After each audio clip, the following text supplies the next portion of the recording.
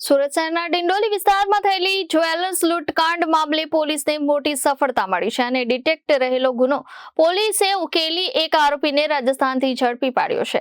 આ મામલે ઘટના સ્થળે રિકન્સ્ટ્રક્શન પંચનામું પણ કરવામાં આવ્યું હતું।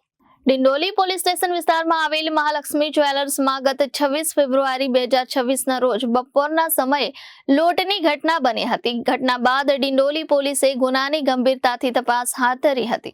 આ તપાસ દરમિયાન પોલીસે ટેકનિકલ અને માનવીય સૂત્રોના આધારે એક આરોપીને રાજસ્થાનમાંથી લૂંટના મુદ્દામાલ સાથે ઝડપી પાડ્યો હતો।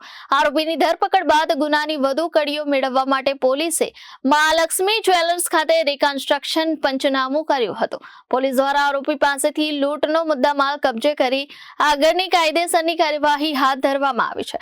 આ કેસ ઉકેલાતા સ્થાનિક વેપારીઓ અને વિસ્તારમાં રાહતનો માહોલ જોવા મળી રહ્યો છે। Bureau report Janadesh news Surat.